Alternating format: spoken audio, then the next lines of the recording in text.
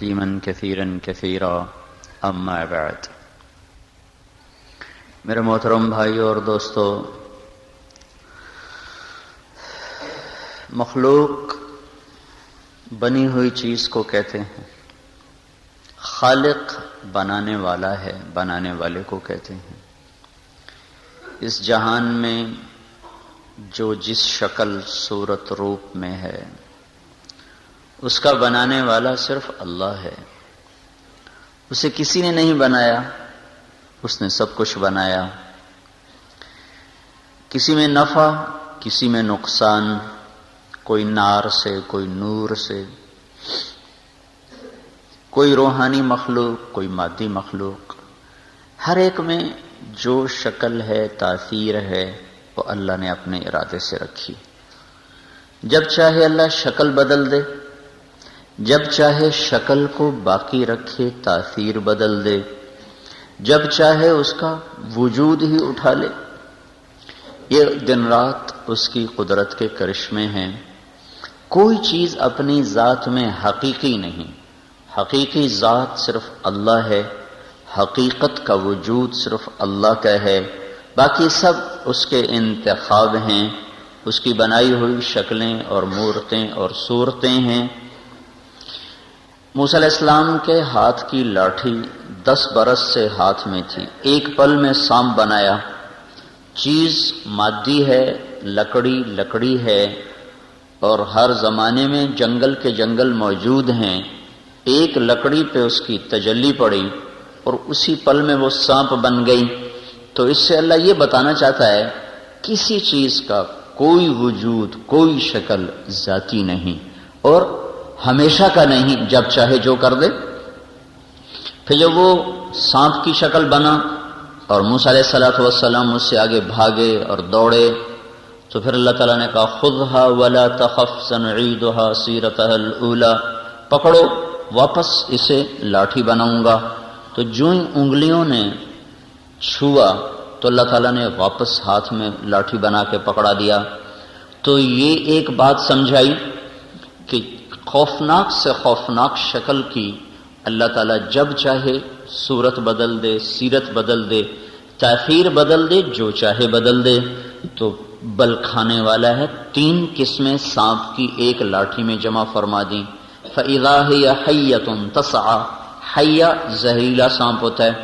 فَإِذَا هِيَ ثُعْبَانٌ مُبِينٌ، اژدہا زہریلا نہیں ہوتا۔ افریقہ کے دیکھے سانپ وہ اتنے لمبے ہیں کہ یہ شاید پوری مسجد میں ایک ہی سانپ لیٹا ہوا نظر آئے، ایسے لمبی بلائیں ہیں۔ تو وہ زہریلا نہیں ہوتا، وہ خالی نگلتا ہے، پورا بکرا ہی کھا جاتا ہے، وہ تیز نہیں دوڑ سکتا۔ تو وہ ثعبان بنا۔ فَإِذَا هِيَ جَانٌّ، ایک ہی لاٹھی کو قرآن نے 3 لفظوں سے تعبیر کیا ہے۔ تینوں سانپ کی اقسام ہیں، مختلف ہیں۔ جان، تیز سانپ، پھرتیلا، تیزی سے دوڑتا ہے، زہر بھی ہے، تیزی بھی ہے۔ ثعبان، زہر کوئی نہیں، تیزی بھی کوئی نہیں۔ حیہ میں تیزی کوئی نہیں، زہر ہے۔ 3 مختلف سانپ کی تاثیر کو اللہ تعالیٰ نے ایک لاٹھی میں جمع فرمایا۔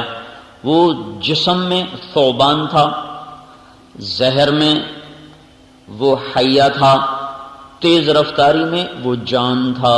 3 قسموں کے ساتھ جو اس کو موسیٰ علیہ السلام کے پیچھے دوڑایا تو موسیٰ علیہ السلام پر ایسی دہشت طاری ہوئی، وَلَّا مُدْبِرًا، موسیٰ علیہ السلام بھاگے پیٹ پھیر کر، وَلَمْ يُعَقِّبْ، پیچھے مڑ کر ہی نہیں دیکھا کہ اتنی تیز رفتار۔ اللہ تعالیٰ نے فرمایا خُذْهَا، پکڑو۔ تو ایسے ہاتھ کے انگلیوں نے چھوا تو اللہ تعالیٰ نے پھر دوبارہ ہاتھ میں لاٹھی بنا کے دکھایا کہ تیرا رب جہاں چاہے، جو چاہے، جیسے چاہے کر کے دکھا دے۔ لا يسأل عما يفعل، اس کے کیے کو کوئی نہیں پوچھ سکتا۔ تو یہاں اللہ تعالیٰ نے شکل بدلی، تاثیر بدلی۔ دوسری جگہ پر آگ رہی، اس کی شکل نہیں بدلی۔ آگ کو پانی نہیں بنایا، آگ کو ٹھنڈا نہیں فرمایا، انگاروں کو راکھ میں نہیں بدلا۔ وہ بھڑکتے ہوئے شعلے ہیں، وہ لپکتی ہوئی آگ ہے، اور اس میں ابراہیم علیہ السلام گرائے جاتے ہیں، رسیاں جلتی ہیں، اور آگ آگ ہے، وہ جسم کو نہیں جلاتی. یا نار کونی بردم و سلاما، سلامتی کے ساتھ ٹھنڈی ہو جا، وہ ہو گئی. آگ آگ رہی، اوپر سے اڑنے والا پرندہ بھی جل بھن کے اس میں آ کر گرتا ہے، اور انسانوں کے لیے وہ اسی طرح آگ ہے اور اسی طرح جھلسا رہی ہے. لیکن ابراہیم علیہ السلام موجود ہیں، کچھ نہیں ہو رہا، آرام سے بیٹھے ہوئے ہیں آگ کے ڈھیر پر، اطمینان سکون کے ساتھ بیٹھے ہوئے ہیں. شکل باقی رکھی، تاثیر نکال دی. وہاں شکل بھی بدل دی تھی، تاثیر بھی بدل دی تھی. یہاں شکل باقی ہے، تاثیر کو بدل دیا. مچھلی نے نگلا یونس علیہ السلام کو، بڑی مچھلی، ویل مچھلی ہوگی، اس نے نگلا اور یونس علیہ السلام اندر. تو اب پانی میں ڈوبنا بھی موت ہے، مچھلی کے پیٹ میں جانا یقیناً موت ہے.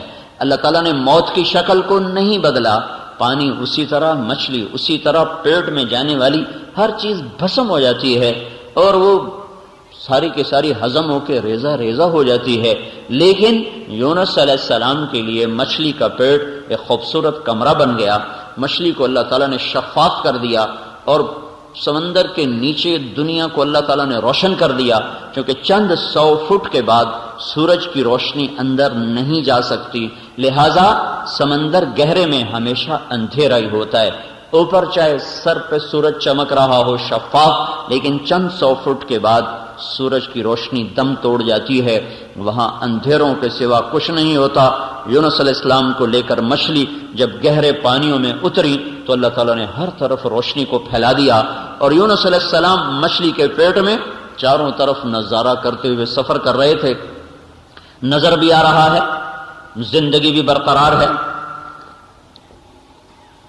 مچھلی اسی طرح پیغام موت ہے اور پانی اسی طرح پیغام موت ہے. اوروں کو مچھلیاں کھا رہی ہیں، وہ اندر جا کے بھسم ہو رہے ہیں، اور لوگ پانی میں گر رہے ہیں، وہ غرق ہو کے مر رہے ہیں. ایک شخص کے لیے اللہ تعالیٰ کا فیصلہ بدلا تو موت کی ساری شکلیں باقی رکھ کر اس میں سے موت کو نکال دیا. اور 40 دن یونس علیہ السلام کو لے کر مچھلی سفر کرتی رہی اور پھرتی رہی، اور یونس علیہ السلام اس میں آرام سے بیٹھے رہے. شکل باقی ہے، تاثیر نکال دی.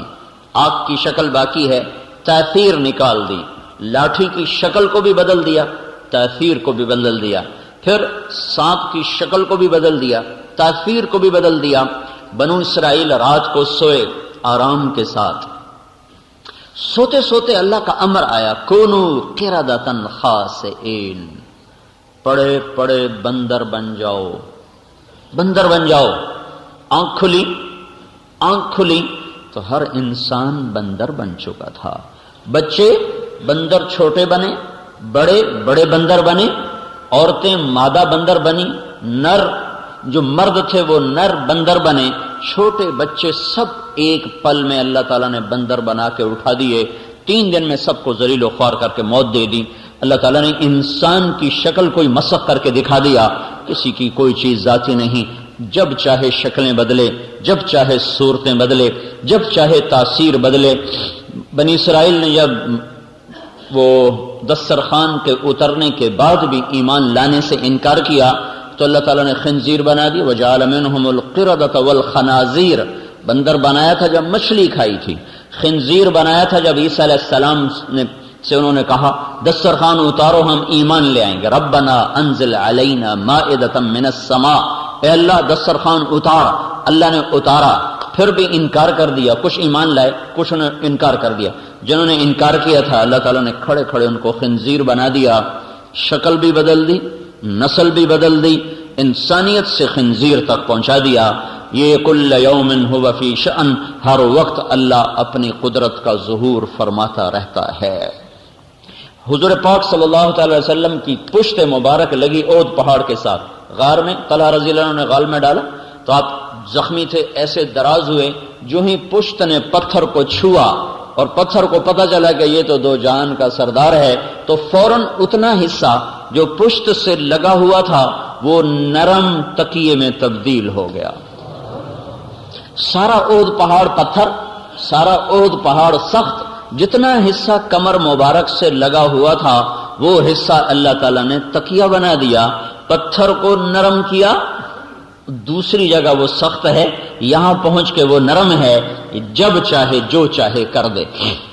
تو تبوک کے موقع پر پانی ختم ہو گیا، یہ حال ہو گیا کہ ایک صحابی نے اونٹ ذبح کیا، اس کی اوجھڑی کو نکالا، اس میں سے جو لید ہوتی ہے وہ نکال کر اس کو کپڑے میں ڈال کے نچوڑ کر اس میں سے جو گندا ناپاک پانی نکلا وہ پیا، اس حد تک نوبت پہنچ گئی۔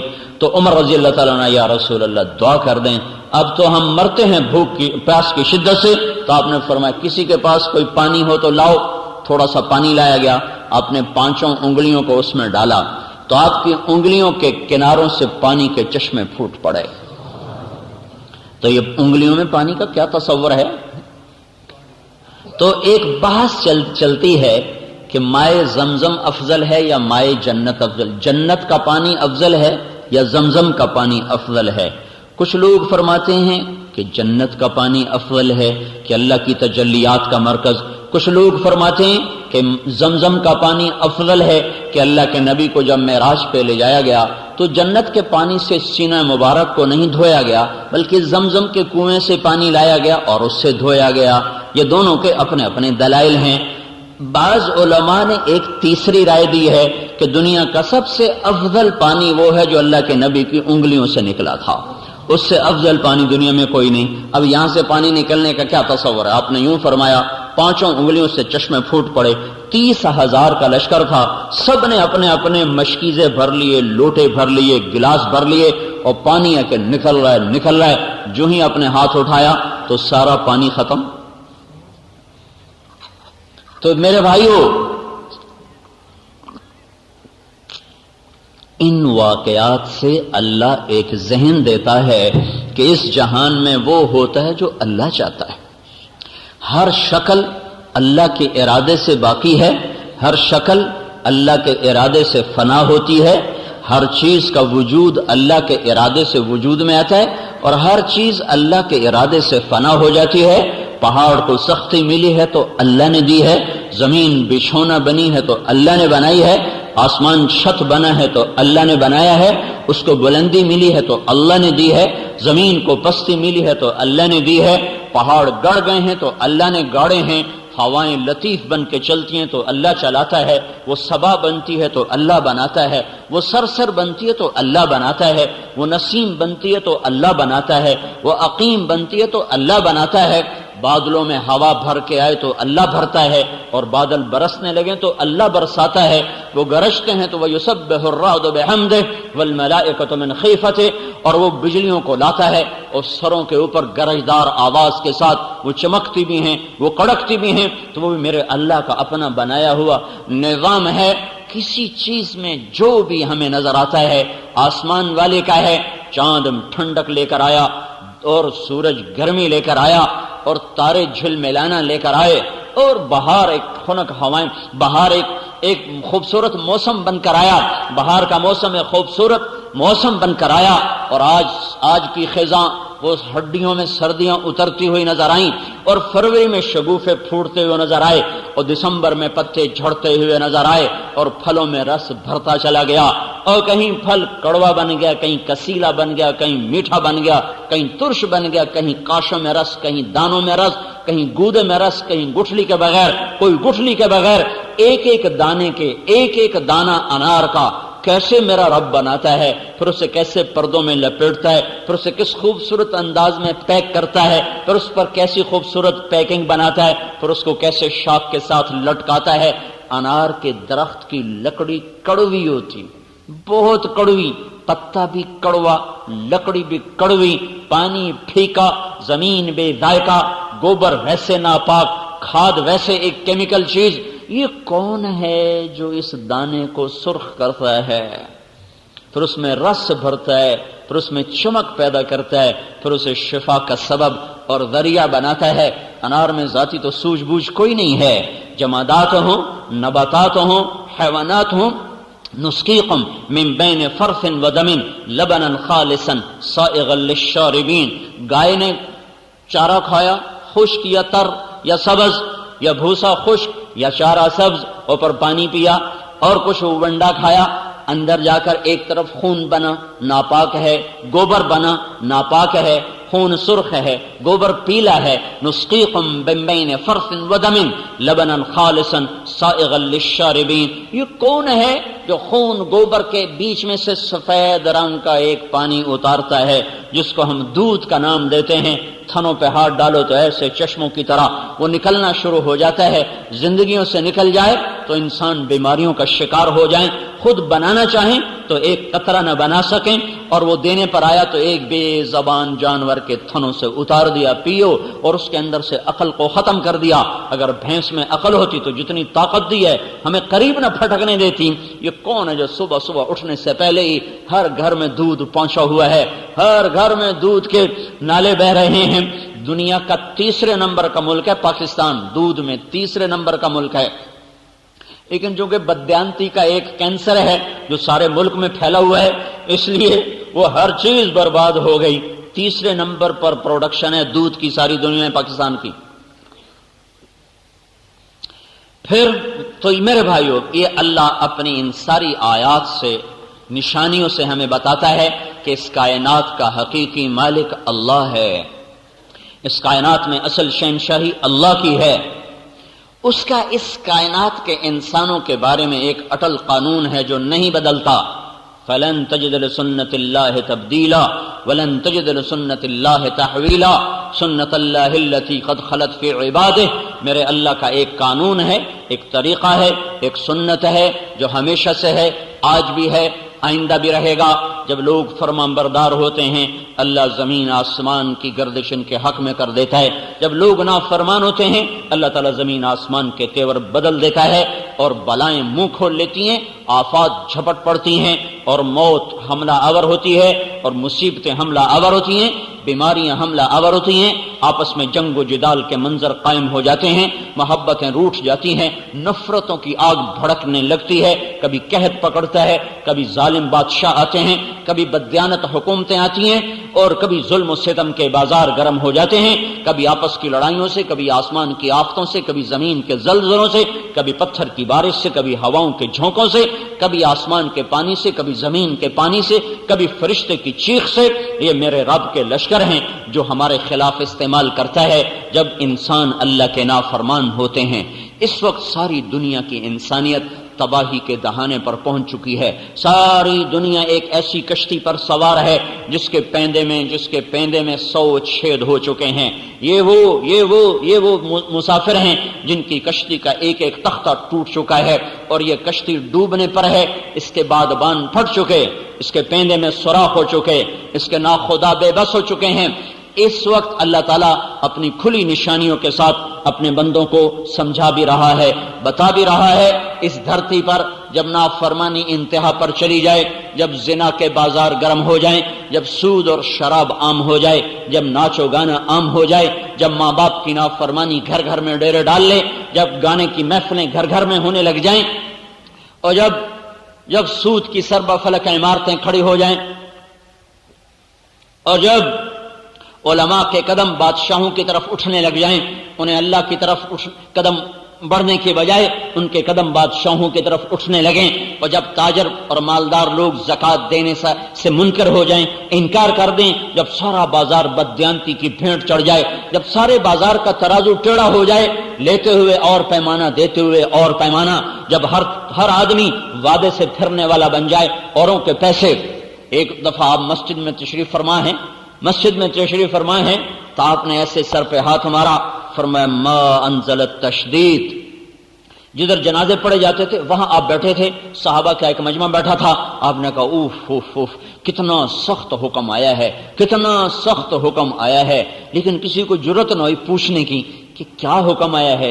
ایک دن گزر گیا تو عبداللہ رضی اللہ تعالیٰ نے عرض کرنے لگے، یا رسول اللہ کیا سخت حکم آیا ہے؟ تو آپ نے فرمایا جو کسی کے پیسے کھا کے شہید ہو کے بھی مرا تو اللہ تعالیٰ کے ہاں اس کی بخشش کوئی نہ ہوگی، اس کا شہید ہونا بھی اسے سرخرو نہ کر سکے گا، اٹھے گا، اس کی قبا رنگین ہوگی اپنے خون سے، لیکن وہ اللہ کے ہاں مردود ہوگا کہ اس نے لوگوں کا مال کھا لیا، اس نے لوگوں کا پیسہ ہڑپ کر لیا۔ یہ سارا بازار اسی طرز پہ آ چکا ہے، ہر دوسرا آدمی وعدے سے پھر رہا ہے اور رقموں کی رقمیں ڈبو رہا ہے، گھروں کے گھروں میں ماتم کی صفیں بچھی ہوئی ہیں۔ جب یہ ہوتا ہے تو پھر اس وقت ساری انسانیت ہچکولوں میں آ جاتی ہے اور اللہ تعالیٰ کے غیظ و غضب کے دروازے کھلنا شروع ہو جاتے ہیں، سفینے ڈوبتے ہیں، ناخدا بے بس ہو جاتے ہیں۔ نوح علیہ السلام کی قوم میں یہی کچھ تھا، صرف کفر نہیں تھا، کفر کے ساتھ ہی یہ کچھ بھی تھا، اور وہ ایسے دلیر تھے کہ نوح علیہ السلام سے کہتے تھے یا نوح قد جادلتنا فاکثرت جدالنا فأتنا بما تعدنا ان كنت من الصادقین، کیا ہمیں تنگ کرتے رہتے ہو، فضول باتیں سناتے رہتے ہو، لاؤ تیرے رب کا عذاب کہاں ہے؟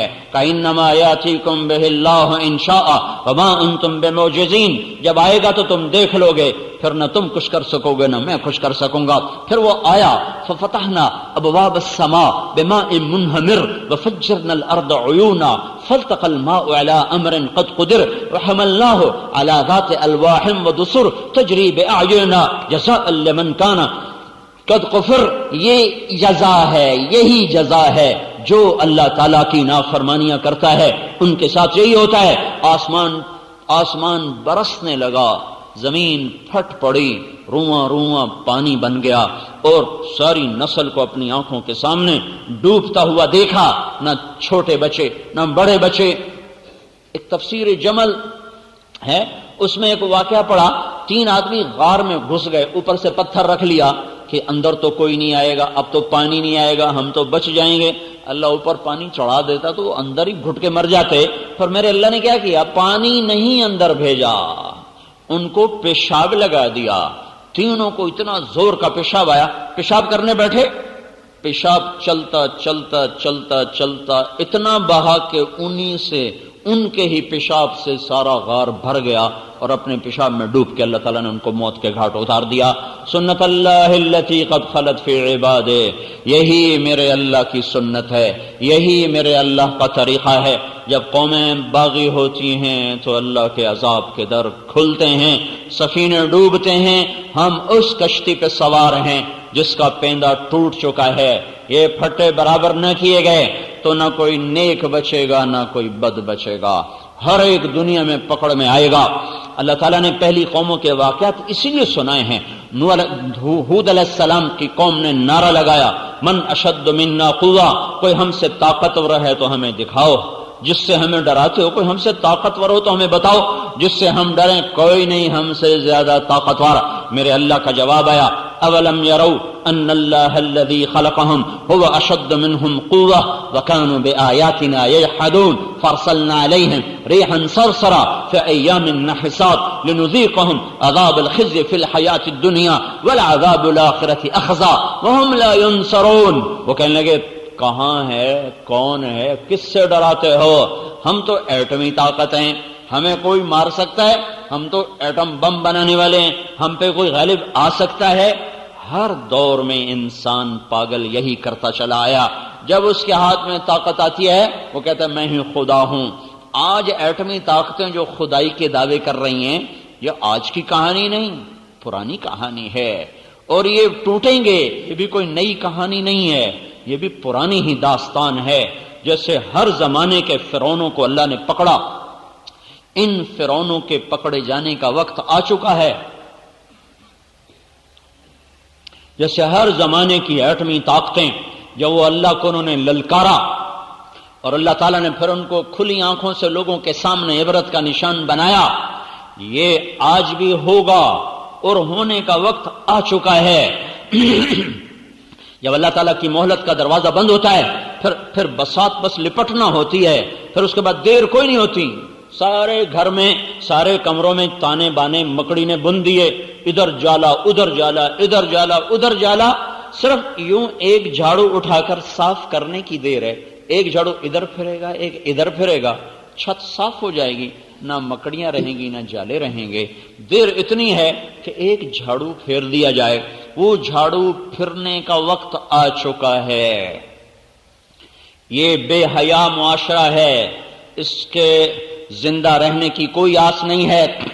جیسے لا علاج مریض کو ہسپتال میں لے جاتے ہیں تو ڈاکٹر کہتے ہیں لا علاج ہے، بس آپ اس کو گھر لے جائیں، جو اس کے زندگی کے دن ہیں وہ گن لے، اس کو اس کے گھر والوں سے ملا دو۔ بس یقین مرنے کے قریب ہے۔ جب معاشرہ بے حیا ہو جاتا ہے تو اس کا ایک علاج ہے کہ وہ توبہ کریں، وہ توبہ کریں اور وہ اللہ کے سامنے جھک جائیں۔ اگر وہ توبہ نہیں کر رہے اور اگر وہ اللہ کی طرف نہیں جھک رہے تو یہ اب اللہ کے پکڑ میں آ چکے ہیں۔ اذا رأيت الله عز وجل يؤتي العبد على معاصيه من الدنيا فإنما هو استدراج، دنیا کھل رہی ہو، نافرمانی بڑھ رہی ہو تو یہ اللہ کا فضل نہیں ہے، یہ اللہ کی پکڑ ہے۔ اللہ ان قریب ان کو پکڑنے والا ہے۔ ہر دور میں قوموں نے یہی کہا، ہاں وَمَكَرُوا مَكْرًا وَمَكَرْنَا مَكْرًا وَهُمْ لَا يَشْعُرُونَ۔ ایک صالح علیہ السلام کی قوم ہے، وہ کہہ رہی تم اس کا قصہ نمٹاؤ، یہ صالح کو ہی ختم کرو جو آج کے ہمیں روز نصیحتیں کرتا ہے، تم اس کا قصہ نمٹاؤ اور رات کو آؤ اور اس کا صفایا کرو، اب بس پھر اپنے موج میلہ کرو۔ مَكَرُوا مَكْرًا وَمَكَرْنَا مَكْرًا وَهُمْ لَا يَشْعُرُونَ فانظر كيف كان عاقبة مكرهم أنا دمرناهم وقومهم أجمعين فتلك بيوتهم خاوية بما ظلموا إن في ذلك لآية لقوم يعلمون وأنجينا الذين آمنوا وكانوا يتقون۔ صالح علیہ السلام کی قوم نے رات کو مشورہ کیا اس کو ختم کرو تاکہ قصہ ہی صاف ہو جائے۔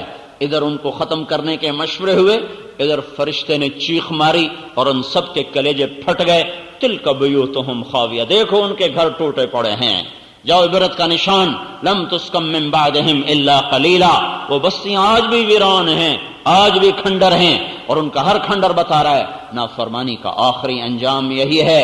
فرعون نے بھی کہا تھا هذه الانہار تجری من تحتی افلا تبصرون، الیس لی ملک مصر میرا، وهذه الانہار تجری من تحتی افلا تبصرون، ہم جو چاہیں کر دیں۔ ہر زمانے کی باطل طاقت نے یہی دعویٰ کیا ہے۔ ایمان والے جو تھے نا وہ سر جھکایا کرتے تھے۔ سلیمان علیہ السلام کا تخت جب ہوا میں اڑتا تھا تو ایسے گردن اونچی کر کے نہیں بیٹھتے تھے۔ سلیمان علیہ السلام کا تخت جب ہوا میں اڑتا تھا، دائیں طرف انسان بیٹھتے تھے، بائیں طرف جنات بیٹھتے تھے، اور وہ تخت ہوا میں اڑتا تھا تو سلیمان علیہ السلام اپنی ٹھوڑی کو سینے پر رکھ لیتے، ایسے رکھ لیتے تھے، ایسے عاجزی کے ساتھ۔ جب ایمان والوں کو اللہ طاقت دیتا ہے تو وہ یوں ظاہر کرتے ہیں، یوں سر جھکا دیتے ہیں۔ جب باطل کو طاقت ملتی ہے تو گردن اونچی کرتا ہے، جب وہ زیادہ اونچی کرتا ہے تو وہ ٹوٹ کے گر جاتی ہے، جب وہ زیادہ زور سے زمین پہ پاؤں مارتا ہے تو وہ پاؤں کاٹ دیا جاتا ہے، اس پاؤں کو توڑ دیا جاتا ہے۔ یہی میرے اللہ کی سنت ہے، یہی میرے اللہ کا طریقہ ہے۔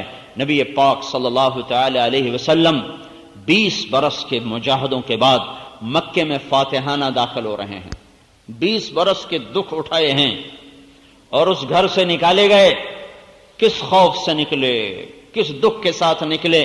جب آپ نے یوں مکے کی وادی پر ایک نظر ڈالی تو ارشاد فرمایا یا مکہ ما اطیبک من بلد واحبک الی، اے مکہ تو مجھے کتنا پیارا ہے، تو مجھے کتنا محبوب ہے۔ لولا ان قومی اخرجونی منک لما سکنت غیرک، اگر میری قوم مجھے تجھ سے جدا نہ کرتی تو میں تجھے چھوڑ کے کبھی نہ جاتا۔ ان جذبات کے ساتھ آپ نکلے، غار میں چھپے، راہیں بدلیں۔ اس غم کی تسلی کے لیے قرآن آیا، ان الذی فرض علیک القرآن لرادک الی معاد۔ آپ غم نہ کریں، جس رب نے آپ پر قرآن اتارا ہے وہی آپ کو مکے واپس لائے گا، عزت کے ساتھ لائے گا۔ اور وہ دن آ گیا، 8 برس کے بعد اللہ نے وہ دن دکھایا۔ 8 ہجری میں آپ مکے میں فاتحانہ داخل ہوئے تو آپ بھی ایسے سر اونچا کر کے داخل ہوتے، نہیں نہیں نہیں، پھلدار شاخ ہمیشہ جھکتی ہے، جس شاخ پہ پھل نہیں ہوتا وہ اوپر، جس پہ پھل ہوتا ہے وہ نیچے۔ تو آپ کے 10 لشکر ابو سفیان کو اوپر چوٹی پر روکا، عباس بن عبد المطلب ساتھ کھڑے کر دیے۔ پہلا لشکر گزرا خالد بن ولید کا 1000 کا، انہیں ابو سفیان کو دیکھ کے نعرہ لگایا اللہ اکبر۔ انہوں نے کہا یہ کون ہے؟ عباس سے پوچھا یہ کون ہے؟ کہا یہ خالد کا۔ اچھا، چھوکرا سردار بن گیا۔ پیچھے دوسرا لشکر بھیجا زبیر ابن عوام کا 500 کا، انہوں نے دیکھ کر کہا اللہ اکبر۔ کہا یہ کون ہے؟ کہا زبیر۔ کہا اچھا تیری بہن کا بیٹا، صفیہ کا بیٹا؟ کہا ہاں۔ کہا واہ، یہ بھی سردار بن گیا۔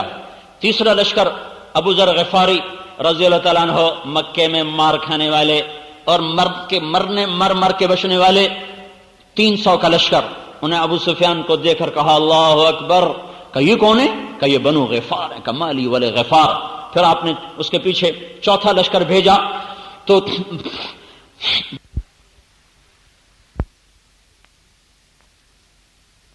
سعد بن عبادہ کے ہاتھ میں جب یہ لشکر گزرا اور گرد و غبار اور اس میں عمر کی آواز کڑکتی ہوئی تو ابو سفیان کہنے لگے یہ کس کی آواز ہے؟ کہا یہ عمر کی آواز ہے۔ کہا واہ واہ، یہ بنو عدی کو بھی پر لگ گئے۔ بنو عدی حضرت عمر کا قبیلہ ہے اور یہ بہت مختصر کمزور قبیلہ تھا قریش کا۔ تو ابو سفیان نے حقارت سے کہا اچھا بنو عدی کو بھی پر لگ گئے، عمر جیسا صفیں درست کر رہا ہو۔ تو یہ سارا جب منظر دیکھا تو وہ کہنے لگا ابو سفیان، عباس میں نے بڑے بڑے بادشاہ دیکھے پر تیرے بھتیجے جیسی بادشاہی میں نے آج تک نہیں دیکھی۔ تو عباس رضی اللہ عنہ فرمانے لگے ابو سفیان وہ تجھے کب عقل آئے گی؟ تو ابھی بھی نہیں سمجھ رہا؟ وہ یہ بادشاہت نہیں ہے، یہ نبوت ہے، ابھی پتہ چل جائے گا۔ بادشاہ بھی دیکھے جب وہ شہروں کو فتح کرتے ہیں تو وہ کیا کرتے ہیں؟ ان الملوک اذا دخلوا قرية افسدوها وجعلوا عزة اهلها اذلة وكذلك يفعلون۔ جب بادشاہ شہروں کو فتح کرتے ہیں تو وہ عزت داروں کو ذلیل کر دیتے ہیں، خون کی ندیاں بہا دیتے ہیں، لیکن جب اللہ سے ڈر کر تلوار اٹھانے والے جب ان کو اللہ عزت دیتا ہے تو ان کا یہ حال کبھی نہیں ہوتا، ان کا یہ حال کبھی نہیں ہوتا۔ یہ بادشاہوں کی ریت ہے۔ بامیان کی لڑائی میں چنگیز خان کا پوتا چغتائی کا بیٹا، چنگیز خان کے 4 بیٹے تھے، جوجی بڑا، اغدائی چھوٹا، چغتائی اس سے چھوٹا، طلوئی سب سے چھوٹا۔ چغتائی کا بیٹا قتل ہوا تو بدبخت وہ خیمے میں بیٹھا تھا، جب اس کی لاش لائی گئی تو اس نے سب کو کمرے سے نکال دیا، خیمے سے نکال دیا۔ پھر تھوڑی دیر کے بعد خود شمشیر لے کر نکلا اور خود آ کر اس نے بامیان پہ حملہ کیا۔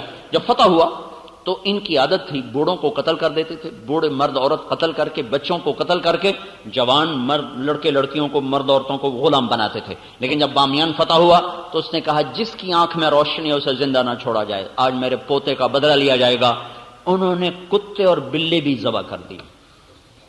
سارے بامیان میں سے 5 آدمی بچے تھے، 5 کسی تہ خانے میں چھپ گئے تھے، باقی سارا شہر نہ انسان چھوڑا، نہ مرغے چھوڑے، نہ جانور چھوڑے، نہ کتے چھوڑے، نہ بلے چھوڑے، سب کو ذبح کر دیا۔ اگر چوہا بھی نظر آیا تو اس سے بھی انہوں نے تلوار سے اڑا دیا۔ ایسا ظلم و ستم انہوں نے کیا۔ ہاں تو اب 20 برس کے دکھ اٹھانے والا آج اپنی تلوار کو بے نیام کر دے، آج وہ خون کی ندیاں بہا دے۔ لیکن یہاں کیا ہو رہا ہے؟ جب سعد بن عبادہ آخری لشکر گزرا تو ابو سفیان کو دیکھ کر کہنے لگا ابو سفیان الیوم یوم الملحمہ، آج بڑا گرم دن ہے، الیوم تستحل الحرمہ، آج بیت اللہ کی حرمت اٹھا دی جائے گی، آج قریش کے خون سے تلواریں رنگین ہوں گی۔ اوہو، اتنے میں ہمارے نبی تشریف لائے تو اب آپ کی آمد دیکھو فاتحانہ، تو آپ کی ٹھوڑی مبارک، سلیمان علیہ السلام تو ٹھوڑی لگاتے تھے نا سینے کے ساتھ، ہمارے نبی نے ایک قدم اس سے آگے رکھا ہوا تھا، آپ کی ٹھوڑی مبارک لگی ہوئی تھی اونٹنی کے پالان کے ساتھ، ایسے جھکے ہوئے تھے۔ ٹھوڑی مبارک کو یہ تھوڑی تواضع ہے اور پالان نیچے ہوتا ہے، اس کا ایک ہننا ہوتا ہے وہ اوپر ہوتا ہے۔ اب نہ لوگ آپ لوگ اونٹ جانو، نہ ہننے جانو، نہ پالان جانو، میں اونٹ پہ بھی چڑھا ہوں، کھوتے پہ بھی چڑھا ہوں، گھوڑے بھی بھگائے ہیں، بچپن کی زندگی تو دیہات میں گزری، ساری سواریاں بھگائی ہیں، صرف خچر پہ نہیں چڑھا، باقی کھوتے بھی بھگائے، گھوڑے بھی بھگائے، اونٹ بھی بھگائے۔ تو وہ ہننا ہوتا ہے وہ ایسے ہوتا ہے، تو آپ کی ٹھوڑی مبارک یہاں لگی تھی، اتنا نیچے جھکے ہوئے تھے۔ ہاں، اہل ایمان کے ہاتھ میں جب رزق آتا ہے، اقتدار آتا ہے، وہ اکڑتے نہیں ہیں، وہ ایٹمی طاقتوں کی طرح یہ نہیں کہتے ہم جو چاہیں کر دیں۔ میں یہ کہہ رہا تھا یہ پھنسنے کا وقت ہے، جب طاقتور لوگ یوں کہنا شروع کر دیں ہم جو چاہیں کر دیں تو سمجھو کہ ان کے ختم ہونے کا وقت آ چکا ہے، وہ اپنے پھندے میں خود پھنس چکے ہیں۔ تو جب آپ قریب آئے تو آپ کی زبان مبارک پر کیا الفاظ تھے؟ لا الہ الا اللہ وحدہ نصر عبدہ انجز وعدہ وہزم الاحزاب وحدہ۔ آج میرے اللہ کی تعریف ہے، وہی اکیلا وحدہ لا شریک معبود ہے جس نے اپنے وعدے کو سچا کیا، بندے کی مدد کی، لشکروں کو شکست دی اور اپنے ماننے والوں کو عزت دی۔ آج جو کیا میرے اللہ نے کیا، یہ کہتے ہوئے جب آپ ابو سفیان کے قریب آئے تو ابو سفیان نے اوپر سے کہا الیوم یوم الملحمہ، یا رسول اللہ کیا آج گرم دن ہے، کیا آج خون بہانے کا دن ہے؟ تو آپ نے جواب دیا الیوم یوم المرحمہ، آج خون بہانے کا دن نہیں ہے، آج معاف کرنے کا دن ہے۔ تو وہ کہنے لگے تو آپ کے جھنڈے والا تو کہہ رہا ہے آج خون بہانے کا دن ہے۔ تو حضرت ابو بکر نے کہا یا رسول اللہ سعد بن عبادہ غصے والے ہیں، تلوار میں تیزی ہے، مجھے ڈر ہے کہ ان کی تلوار کہیں زیادہ نہ چل جائے، آپ ان سے جھنڈا واپس لے لیں، جھنڈا کسی اور کو دیں۔ قربان اللہ کے محبوب کی حکمت تدبیر۔ تو آپ نے سوچا اب جھنڈا کسی اور کو دوں، انصار کا سب سے بڑا سردار، وہ اگرچہ منہ سے کچھ نہ کہے گا پر اس کا دل تو کٹ کے رہ جائے گا۔ تو آپ نے ان کے بیٹے کا انتخاب فرمایا، قیس بن سعد کو، ان کو بلا کر فرمایا جاؤ ابا سے کہو جھنڈا تیرے حوالے کر دو۔ تو بیٹے کو دیتے ہوئے تکلیف نہیں ہوگی، ہیں کتنی خوبصورت حکمت کی بات ہے۔ تو آپ وہ گئے کہ ابا اللہ کے نبی فرما رہے ہیں جھنڈا میرے سپرد کرو۔ تو انہوں نے ارشاد فرمایا کوئی نشانی لے کر آؤ تب حوالے کروں۔ یہ جھنڈے کی تما نہیں ہے، یہ نسبت کی تما ہے۔ یہ جھنڈے کی تما میں نہیں گیا کہ جھنڈا میرے ہاتھے چوے جی میں ساڈے وزیراں نوں ہے نا جھنڈے والی کار مینوں لب جائے میں جویں بھی ہو جائے۔ یہ تما ہے نسبت کی کہ مجھے نسبت ملی رہے کہ میں نبی کے جھنڈے کا اٹھانے والا ہوں۔ تو جب ان کا یا رسول اللہ وہ تو نشانی مانگ رہے ہیں، تو آپ نے اپنی پگڑی کو اتارا، کہا جاؤ اس کو حوالے کرو کہ یہ پگڑی نشانی ہے۔ تو عمامہ لے کر آئے، دیکھتی سر جھکا دیا، قسماً وطاعتا، قربان میں ابھی حاضر۔ جھنڈا اپنے بیٹے کو پکڑایا اور خود پیچھے چلے گئے۔ جب اللہ کے نیک بندے، جب اللہ سے ڈرنے والے وہ اقتدار پر آتے ہیں تو وہ یہ منظر دکھاتے ہیں، اور جب باطل طاقتیں یا ایمان والے جن کے دل مر چکے ہوں، اندھے ہو چکے ہوں، جب ان کے ہاتھ میں اقتدار آتا ہے تو وہ منظر دکھاتے ہیں جو آج کی طاقتیں دکھا رہی ہیں۔ ان سب کی ہلاکت کا وقت آ گیا ہے۔ جب فرعون نے کہا تھا انا ربکم الاعلی تو پھر اللہ نے اٹھا کے اسے سمندر میں پھینکا تھا۔ جب شداد نے کہا تھا میں یہیں جنت بناؤں گا تب اللہ تعالیٰ نے اسے زیر زمین پہنچایا تھا۔ جب قارون نے کہا تھا انما اوتیتہ علی علم عندی، میرا اپنا ہے یہ سب کچھ، رب کون ہے دینے والا، میں نے خود بنایا ہے، تو اللہ نے خزانوں سمیت زمین میں دھنسایا تھا۔ اور جب عاد کی قوم نے کہا تھا من اشد منا قوہ، کوئی ہے ہم سے طاقتور تو دکھاؤ، تو پھر اللہ تعالیٰ نے ہواؤں کے دروازے کھولے تھے۔ تو میرے بھائیوں نافرمانی اس وقت انتہا پر ہے۔ اس وقت ہر گناہ کی فصل تیار ہو چکی ہے، ہر فصل پک چکی ہے، ہارویسٹر پڑے گا اور یہ دھرتی صاف ہوگی جب بے حیائی باہر آ جائے دروازوں سے باہر، جب بازاروں میں بھی موسیقی ہو، اور جب سکرین پر ننگے ناچ ہو رہے ہوں، جب گھر گھر ننگے ناچ دیکھے جا رہے ہوں، جب بازاروں میں بھی ننگی تصویریں اور بڑے بڑے پوسٹر ان کے آویزاں ہو چکے ہوں، جب بیٹیوں کے تن سے کپڑے اتر جائیں اور وہ عریانیت کی اور کھلا ہوا پیکر بن کے دیکھنے والوں کو پتہ نہیں ضمیر مر گئے یا دل مر گئے یا آنکھیں پتھر ہو گئیں، پتہ نہیں کیا ہوا ہے، کچھ تو ہوا ہے، کچھ تو ہوا ہے۔ کب آنکھیں کھلیں گی؟ اتنے بڑے زلزلوں نے بھی آنکھیں نہ کھولی، تو اس کے بعد اب مزید کیا ہونے والا ہے، کیا ہوگا؟ اس لیے میں اس وقت سے پکار رہا ہوں، دوڑو دوڑو دوڑو ففروا الی اللہ، ففروا الی اللہ، دوڑو اللہ کی طرف، دوڑو اللہ کی طرف، اور کوئی پناہ نہیں ہے۔ نافرمانی نے پھٹے اکھاڑ دیے ہیں۔ اور اللہ تعالیٰ کے محبوب صلی اللہ تعالی علیہ وسلم کی ایک مثال خوبصورت، اپنی جان بچانی ہو، ایمان بچانا ہو اور اپنی عزت آبرو اولاد کو بچانا ہو تو بھائیو گھروں کو چھوڑ دو اور نکلو تبلیغ میں، اور ایک ایک کی منت کر کے ان سے ان کو توبہ کے راستے پر لاؤ۔ میرے محبوب نے فرمایا مثل القائم فی حدود اللہ والواقع فیہا کمثل قوم استحموا علی سفینۃ فصار بعضهم اعلاها وبعضهم اسفلها. ایک قوم کی مثال دی جو کشتی میں سوار ہیں، کچھ اوپر کے حصے میں کچھ نیچے کے حصے میں ہیں. جو نیچے والے ہیں اذا استقوا الماء مروا علی من فوقهم، پینے کا پانی اوپر ہے نیچے کوئی نہیں. نیچے والے بیٹھ کے مشورہ کرتے ہیں یار یہ اوپر جانے میں تکلیف ہے، پھٹا توڑو نیچے سے پانی نکالو، پھٹا توڑو نیچے سے پانی نکالو. یہ خبر اوپر جاتی ہے کہ نیچے والے پانی پینے کے لیے پھٹا توڑنے لگے ہیں. اب اگر ان اخذوا علی ایدیہم نجوا ونجوا جمیعا وان ترکوہم ہلکوا وہلکوا جمیعا. اگر اوپر بیٹھنے والوں نے یہ کہا توڑنے دو پھٹا، کوئی ہمارا تھوڑا ہی توڑ رہے ہیں، کوئی ہمارا توڑ رہے ہیں، ہمارا پھٹا تو ٹھیک ہے، میں تو فرسٹ کلاس کے کیبن میں بیٹھا ہوا ہوں. میں اس حدیث کو ایک سمندر کے سفر سے جتنا سمجھا ہوں اتنا کسی کتاب اور شرح سے نہیں سمجھا. ایک سمندری سفر کیا تھا بیلجیم سے انگلینڈ 4 گھنٹے کا، اور سمندر میں طوفان تھا اور جہاز بہت بڑا تھا، اس مسجد سے بھی بڑا جہاز تھا، 4 گنا اس سے بڑا جہاز ہوگا. اس سفر سے یہ حدیث میری آنکھوں کے سامنے کھلی ہے کہ اللہ کے نبی نے کتنے خوبصورت مثال سے تبلیغ کی اہمیت کو سمجھایا اور نافرمانوں کو روکنے کو سمجھایا کہ یہ کتنا اہم کام ہے.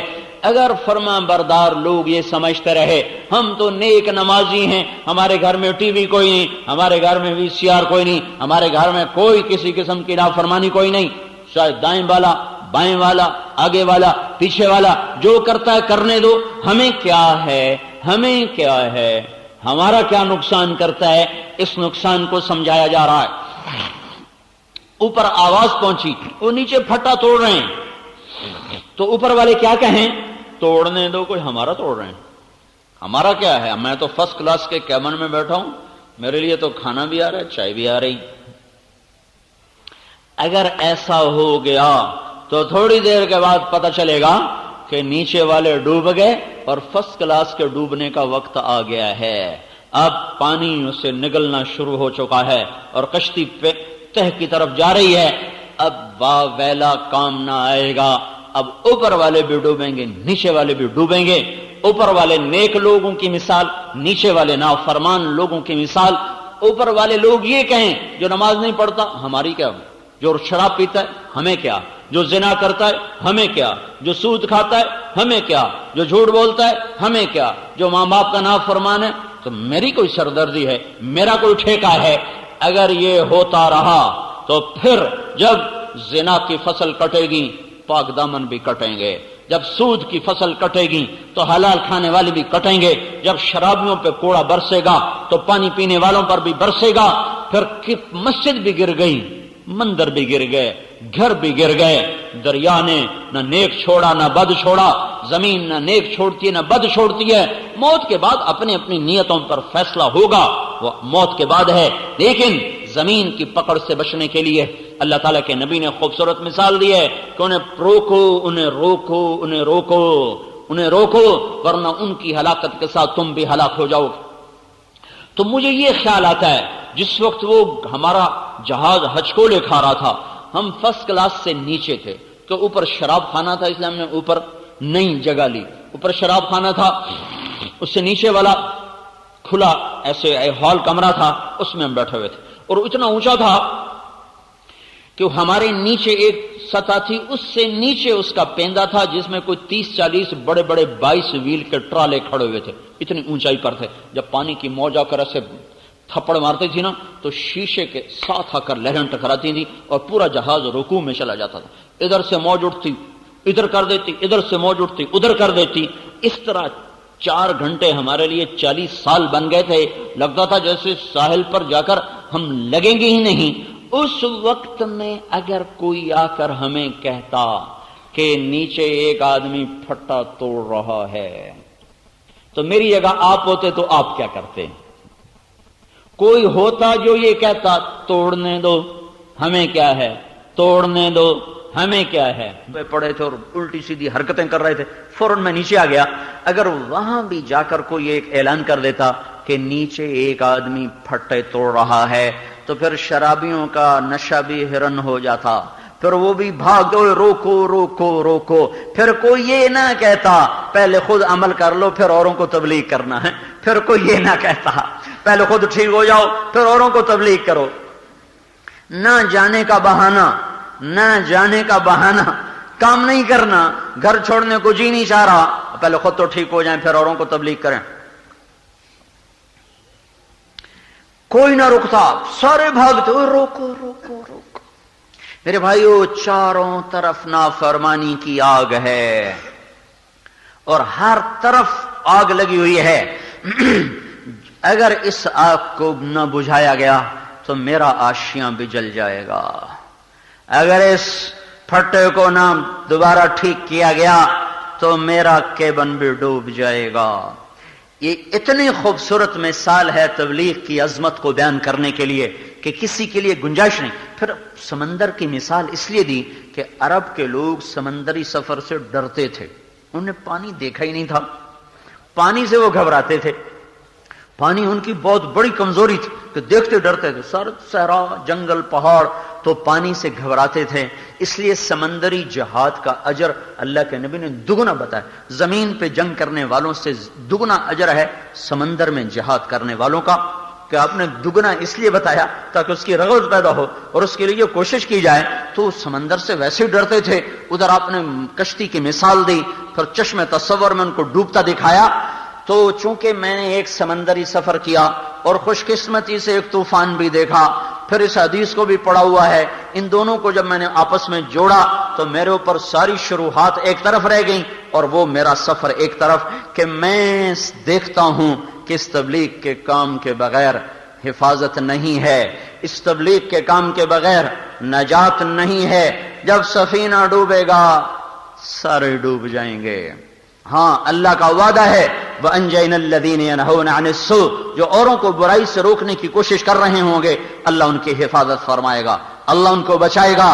تو میرے بھائیو، میں تو کب سے عرض کر رہا ہوں، کب سے شور مچا رہا ہوں، نافرمانی کی فصل کٹنے پر آ چکی ہے، اس کو اب مرنا ہے.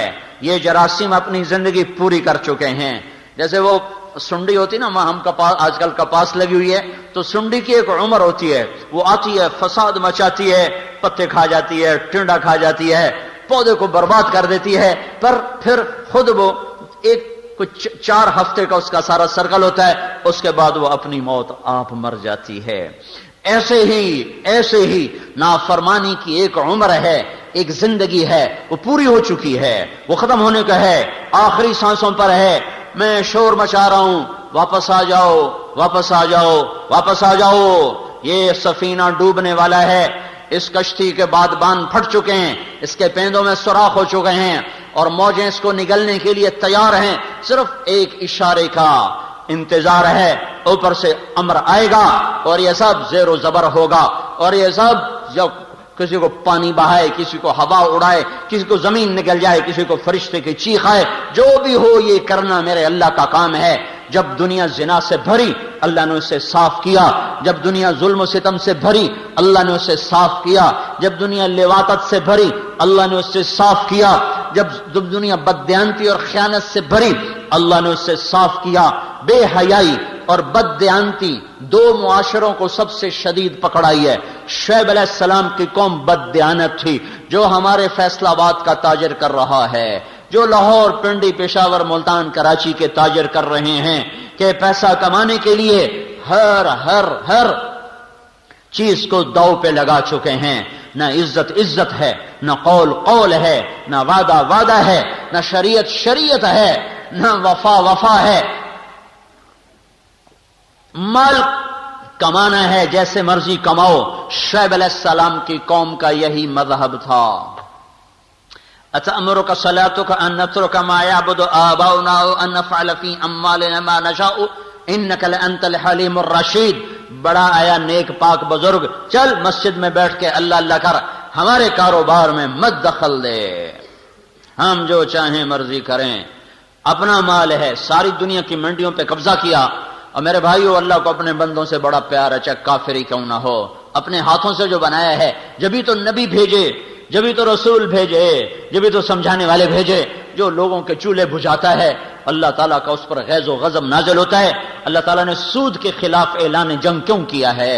زانی کے خلاف کوئی نہیں، وہ بھی گناہ ہے، شرابی کے خلاف کوئی نہیں، وہ بھی گناہ ہے، کافر کے خلاف کوئی نہیں، کافر تو سب سے بڑا مجرم ہے، مشرک سب سے بڑا مجرم ہے، پر اللہ تعالیٰ نے کہا سود کھانے والے کو بتا دو میرا اور میرے رسول کا تمہارے خلاف اعلان جنگ ہے۔ کیوں ہے؟ کہ سود کھانے والے لوگوں کے چولہے بجھا دیتے ہیں، ان کے منہ سے نوالے چھین لیتے ہیں، ان کے زرق برق جو لباس ہیں وہ غریبوں کے خون کے چھینٹوں سے سرخ ہوتے ہیں، ان کے چہروں کی لالی وہ غریبوں کا چوسا ہوا خون ہوتا ہے، ان کے گھروں کے چراغاں میں غریبوں کا خون جل رہا ہوتا ہے، ان کی کمائی نہیں ہوتی۔ تو اللہ تعالیٰ کو اپنے بندوں سے پیار ہے، اعلان جنگ ہے میرا سود کے خلاف۔ اعلان جنگ شعیب علیہ السلام کی قوم نے یہی کیا تھا، غریبوں کا رزق چھین لیا تھا بددیانتی کے ساتھ۔ زمین میں زلزلہ آیا، ایک عذاب، زلزلہ آیا، ایک عذاب، او ہو اوپر سائبان کی طرح بادل چھایا اور اس میں سے آگ برسی، یہ دوسرا عذاب۔ زمین کپ کپائی، فرشتے کی چیخ آئی، آسمان سے آگ برسی، اللہ نے 3 عذابوں میں ان کو پکڑا اور ان کی ساری منڈی کو جلا کے راکھ بنا دیا۔ جاؤ اردن میں ہماری جماعت گئی تھی 1991 میں، آج بھی وہ عبرت کا نشان بن کے کھڑے ہوئے بتا رہے ہیں کہ جب بازار کا تاجر بددیانت ہو جاتا ہے تو آخری انجام یہ ہے، یہ تجارت ٹوٹے گی، یہ تجارت ٹوٹے گی، یہ نظام ٹوٹے گا۔ اور پھر دوسرا بے حیا معاشرہ تھا لوط علیہ السلام کی قوم کا، جن پر اللہ نے 5 عذاب کٹھے برسائے۔ 5 عذاب کسی قوم پر نہیں آئے، بے حیا معاشرے کو تنبیہ کی جا رہی ہے۔ زمین میں زلزلہ آیا،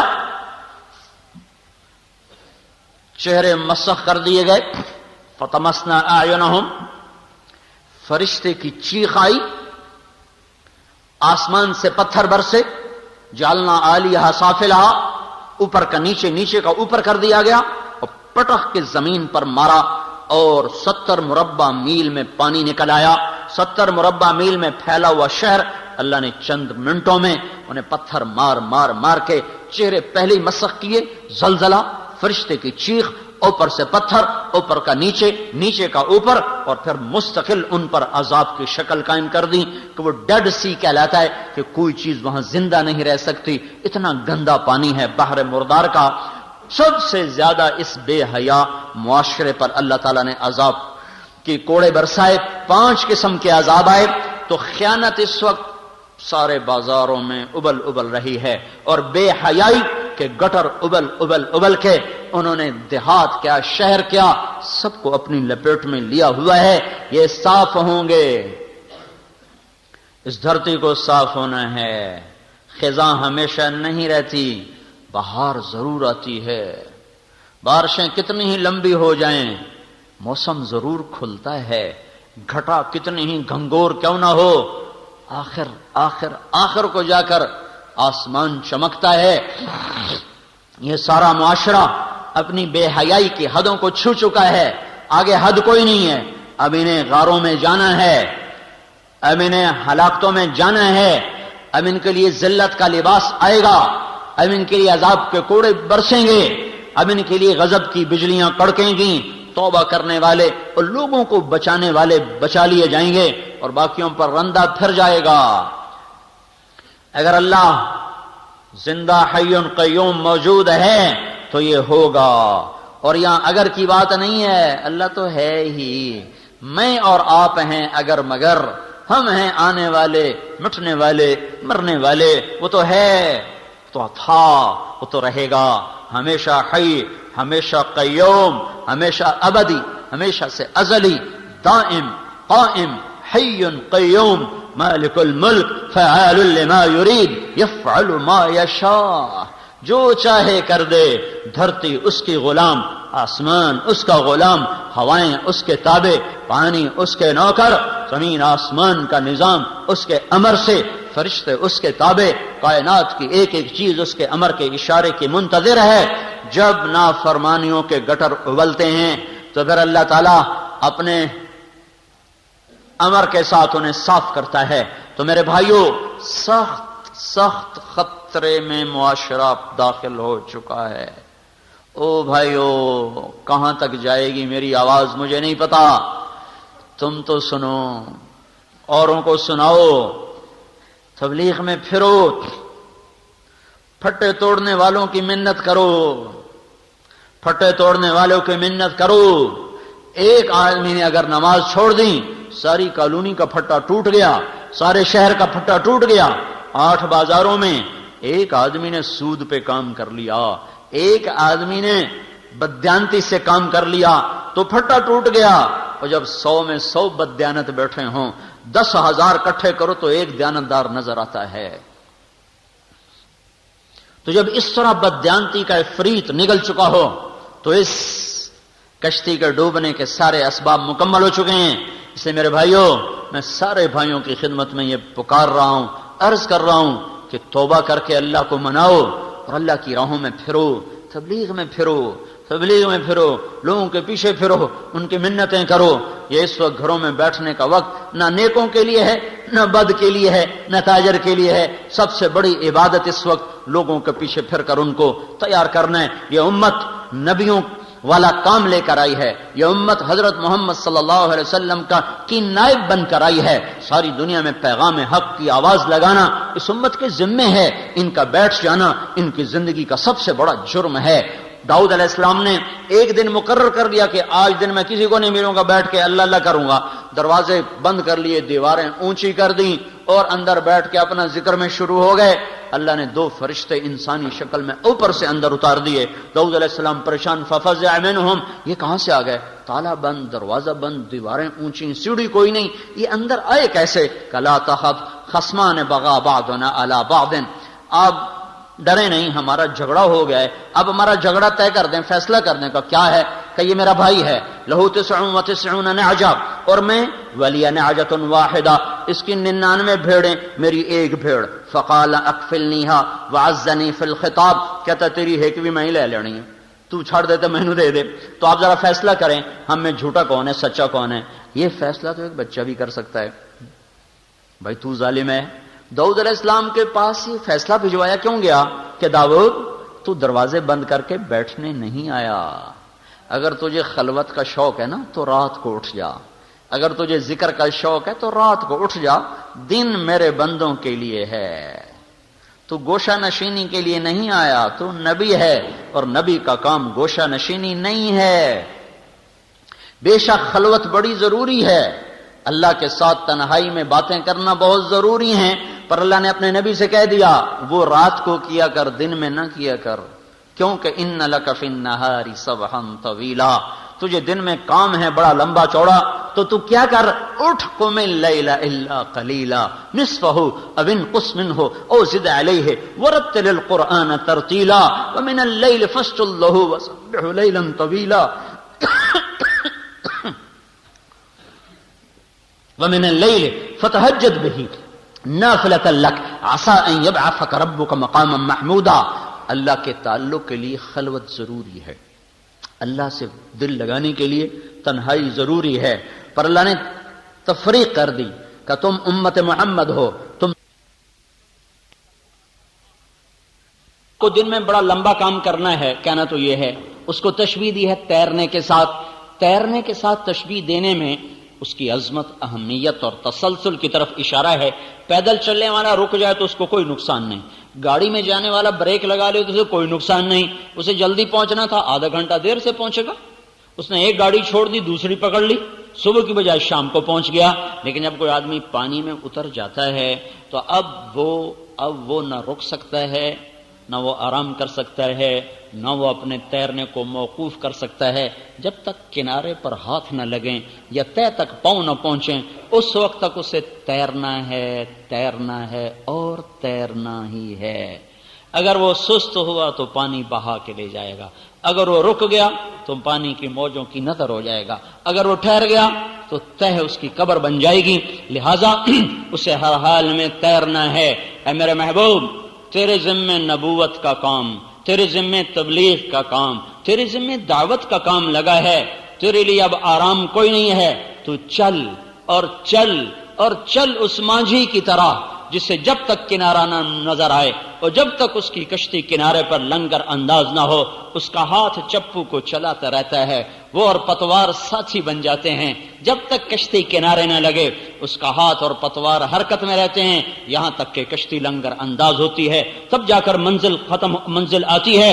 میرے محبوب تیرے لیے آرام کوئی نہیں ہے، چلو چلو اے امت محمد تمہارے لیے آرام کوئی نہیں ہے، تیرتے جاؤ یہاں تک کہ کنارے پر پاؤں لگ جائیں۔ وہ کنارہ کیا ہے؟ وَاعْبُدْ رَبَّكَ حَتَّى يَأْتِيَكَ الْيَقِينُ، وہ موت ہے۔ جب موت آئے گی تو آج تمہاری چھٹی ہو گئی، موت تک پھر نہیں پھرنا ہے، دعوت ہی دعوت ہے۔ تبلیغ کی عظمت کو ایک لفظ سے، ادھر حدیث ادھر یہ لفظ، ان دو لفظوں میں غور کرو تو بیٹھنے کی گنجائش نظر نہیں آتی۔ ہم اس کشتی کے مسافر ہیں جسے توڑا جا رہا ہے، اور یہاں بھی دیکھو عجیب بات، اللہ نے بھی تیرنے سے تشبیہ دی اور اللہ کے نبی نے بھی پانی میں کھڑا کر کے کشتی سے تشبیہ دی۔ اللہ رسول ایک ہی جگہ پر کھڑے ہوئے، اللہ اس کے رسول ایک ہی مضمون کو ایک ہی تشبیہ کے ساتھ اور مثال کے ساتھ بیان فرما رہے ہیں۔ وہاں بھی ڈوبنے کا تصور ہے، یہاں بھی ڈوبنے کا تصور ہے، وہاں بھی تیرنے کا تصور ہے، یہاں بھی تیرنے کا تصور ہے۔ یہ دونوں آپس میں ملی ہوئی ہیں۔ یہ لفظ سبحن طویلا اور یہ حدیث بخاری، ان دونوں میں ایسی خوبصورت مطابقت ہے کہ جیسے پانی میں تیرنے والے کے لیے جہد مسلسل ہے، یہ امت محمد الرسول اللہ کی رسالت کا اقرار کرنے کے بعد اور آپ کو آخری نبی ماننے کے بعد اب ان کے لیے یہ کوئی گنجائش نہیں ہے کہ یوں اسلام مٹتا ہو اور یوں مسلمان کی بیٹی گھنگرو باندھ کے ناچ رہی ہو، ناچ دیکھنے والا بھی کلمہ گو ہو، نچانے والے بھی کلمہ گو ہوں، اور ناچنے والے بھی کلمہ گو ہو، زنا کے اڈے چلانے والوں کا بھی یہ دعویٰ ہو کہ ہم کلمہ پڑھتے ہیں، اور شراب بیچنے والوں کا بھی دعویٰ ہو کہ ہم کلمہ پڑھتے ہیں، اور مسجدوں کو اجاڑنے والوں کا بھی یہ دعویٰ ہو کہ ہم کلمہ گو ہیں۔ جب یہ حال ہو جائے تو اس وقت مسجد میں بیٹھنے کی گنجائش نہیں چاہیے جائے کہ دکان۔ اب پھرو ان لک فی النہار سبحا طویلا، تیرے لیے لمبا تیرنا ہے انسانوں میں۔ کب تک؟ جب تک کنارہ نہ آئے۔ وہ کنارہ کیا ہے؟ موت۔ جب تک اللہ کا پیغام نہ کہ بس آ جاؤ اب چھٹی ہے۔ یا ایھا المدثر قم فانذر وربک فکبر وثیابک فطہر والرجز فہجر ولا تمنن تستکثر۔ جب یہ آیات اتری تو آپ نے کہا خدیجہ میرا بستر لپیٹ دے، میرے آرام کے دن گئے۔ میرے اللہ نے کہا ہے اٹھ جا اور میں اپنی قوم کو میری طرف بلا۔ خدیجہ میں کس سے بلاؤں، میری کون سنے گا؟ تو حضرت خدیجہ نے، اللہ ان کو جزا دے، انہوں نے عرض کی یا رسول اللہ آپ دعوت دینے میں پہل کریں، میں قبول کرنے میں پہل کرتے۔ جس دن بستر لپیٹا تھا پھر 23 برس تک وہ بستر نہیں کھلا، کانٹوں پہ زندگی گزر گئی۔ ہاں جس دن سیج بچھائی جانی تھی اس دن فاطمہ رضی اللہ عنہا سرانے بیٹھ کے رو رہی تھیں، وَكَرْبَ أَبَاهَ وَكَرْبَ أَبَا، آئے میرے باپ کے درد، ہے میرے باپ کا درد۔ تو آپ نے فرمایا بس میری بیٹی لَيْسَ عَلَىٰ أَبِيكِ كَرْبٌ بَعْدَ الْيَوْمِ، آج تیرے باپ کے دکھ کا آخری دن ہے، آج تیرے باپ کو چھٹی مل جائے گی، آج سکھ ہی سکھ ہیں، بس یہ آنکھ بند ہونے کی دیر ہے، آج کے بعد تیرا باپ کوئی دکھ نہ دیکھے گا، کوئی غم نہ دیکھے گا۔ یہی کام اس امت کا ہے۔ اس امت کے ذمے اس ایمان کی کشتی کو لے کر انسانیت کے سمندر میں تیرنا ہے۔ اگر یہ نہیں تیریں گے تو کفر کی موجیں انہیں بہا کے لے جائیں گی، زنا کے تھپڑے ان کو زانی بنا دیں گے، شراب کے تھپڑے ان کو شرابی بنا دیں گے، سود کی کالی موجیں ان کو سود خور بنا دیں گی، ظلم کی کالی موجیں انہیں ظالم بنا دیں گی، اور یہ ان بے رحم، اور پانی کا ڈوبا تو شہید ہوتا ہے، اور جو گناہوں کے سمندر میں ڈوب گیا وہ برباد ہو گیا، وہ سیدھا جہنم میں جاتا ہے۔ تو میرے بھائیوں میں تو کب سے فریاد کر رہا ہوں کہ توبہ بھی کرو اور اللہ کی راہوں میں نکلو، تبلیغ میں پھرو اور لوگوں کے پاؤں پکڑ کر ان سے توبہ کرواؤ۔ اگر یہی حال رہا تو پھر کچھ اور ہو جائے گا، کچھ اور ہو جائے گا۔ قبل اس کے کہ وہ ہو جائے ہم توبہ کریں، لوگوں سے توبہ کروائیں، رات کو اللہ کو رو رو کے منائیں، یا اللہ مہربانی کر دے، مہربانی کر دے.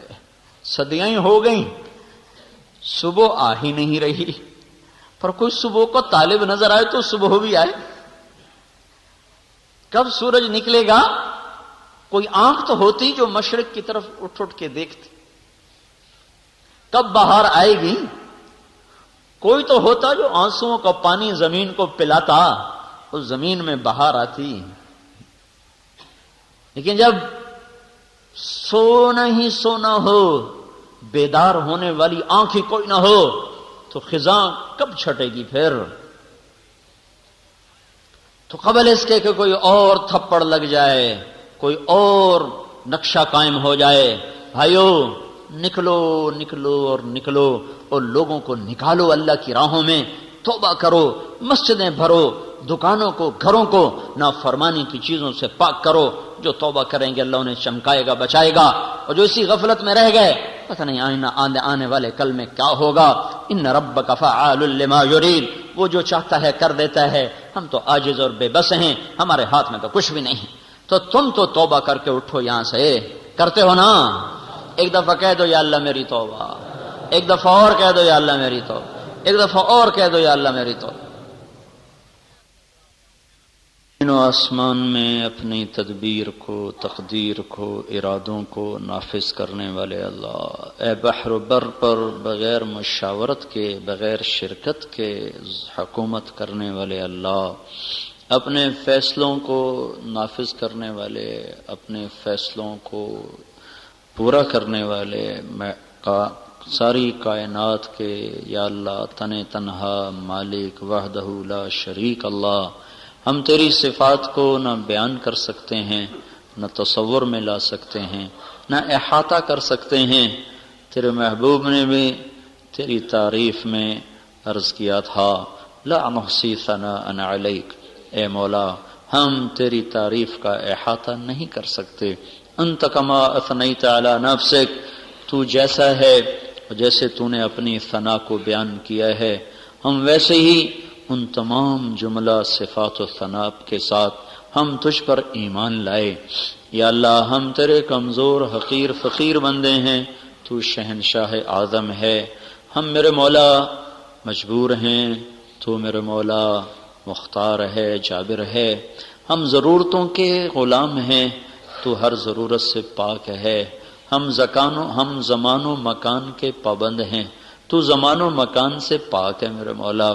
ہم کھانے پینے کے محتاج ہیں، تو کھانے پینے سے پاک ہے میرے مولا. ہم تھکن کے، آرام کے، نیند کے بندھنوں میں پھنسے ہوئے میرے مولا، تو تھکن سے بھی پاک ہے، نیند سے بھی پاک ہے، اونگ سے بھی پاک ہے. ہمیں حالات ہم پر اثر انداز ہوتے ہیں، تو ہر حال سے پاک ذات ہے. صدمے ہمیں رلاتے ہیں، دکھ ہمیں درد مند کرتے ہیں، تو ہر قسم کے حال سے پاک ذات ہے میرے مولا. ہم اپنے سارے دکھوں کے ساتھ، غموں کے ساتھ، اپنی اجڑی ہوئی دنیا لے کر، اجڑا ہوا دین لے کر تیرے در پر سائل فقیر بن کر حاضر ہوئے میرے مولا. تو ہماری حاضری پر نظر کرم فرما دے، ہماری حاضری پر نظر کرم فرما دے. یہ اس قابل ہی نہیں کہ یا اللہ ہم اس پر کوئی قبولیت کا دعویٰ کر سکیں، تو بس تیرے در پر درخواست کرتے ہیں کہ اپنی نظر کرم کو متوجہ کر دے. تیرے محبوب کی امت پہ اوکھی گھڑیاں آئی ہوئی ہیں میرے مولا. ہر طرف سے مصیبتیں مصیبتیں ہیں، آفات ہی آفات ہیں. راحتیں ہم سے روٹھ گئی ہیں، امن چین رخصت ہو گیا ہے. انسان کو کھا رہا ہے، درندے بنے ہوئے میرے مولا. ہر طرف ظالم دندناتے پھر رہے ہیں، فرعون للکارتے پھر رہے ہیں. تیرے نیک بندوں پر زمین تنگ ہو گئی، تیرے غریب بندوں پر یا اللہ جہان سکڑ اور سمٹ کے رہ گیا ہے. اے کریم اللہ، تو نے ہر دور کے فرعونوں کو عبرت کا نشان بنایا، تو نے ہر دور کے قارونوں کو زمین میں دھنسایا، تو نے ہر دور کے جباروں کو، متکبرین کو، شدادوں کو زیر و زبر کیا. اے بادشاہوں کے بادشاہ اللہ، یہ سارا فریادی مجمع جمعے کی نماز کے بعد سارے